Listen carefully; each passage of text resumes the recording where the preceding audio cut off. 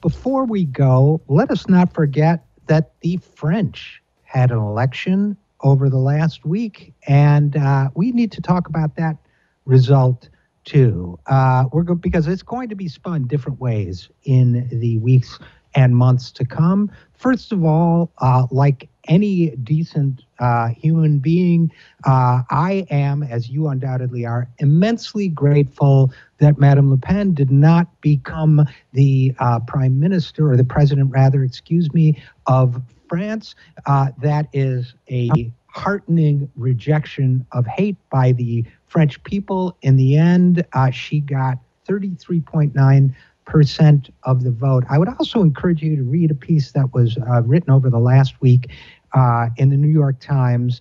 I'm sorry, I don't have the author's name in front of me now, by a French writer who comes from a small village, who says that his father and all his neighbors were voting for Le Pen. And in a sense, there's a parallel there with Trump voters, in that, like Trump voters, a lot of these people, yes, there's racism in their thinking, but the racism is also born of a dying lifestyle and economic anxiety. And I'll have more to say about that in the weeks to come, because a lot of people are spinning, once again, trying to spin our own vote as being strictly about racism.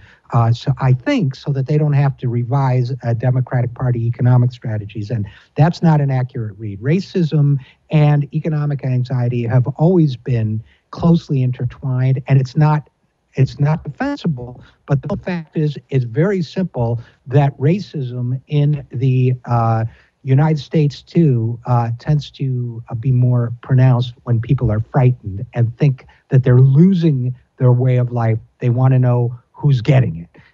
It's a wrong reaction, but we can't ignore that it exists. Now, people will say, because Macron is a representative of the neoliberal elite that has mismanaged the global financial system for so long and decimated so many lives, including lives of French workers, people are going to insist that this was an affirmation of Macron's policies.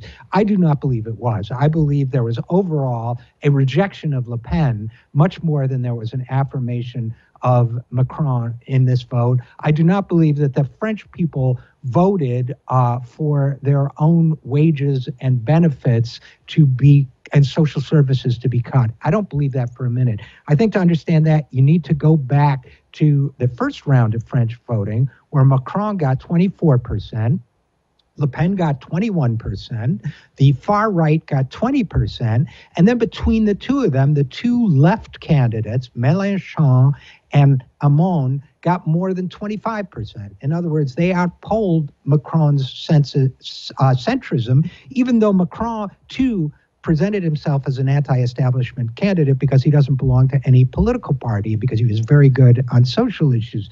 So the lesson of this, I think, is that voters worldwide, including in France, are rejecting elites. They are rejecting the global elite that has mismanaged their lives. They want significant change. They want reform. They are afraid, and they deserve better. Now, unfortunately, Macron will try to impose some of the neoliberal elites' global austerity on the French people. Let us hope that that is an effort that does not succeed, because people will suffer needlessly if that's the result. The other lesson of France is that when you ask left voters to do the responsible thing and vote for the lesser of two evils, they will. But it is time to end a world where we need to vote for the lesser of two evils and start creating a world where we have people to vote for who will make things better for everyone and not just a few.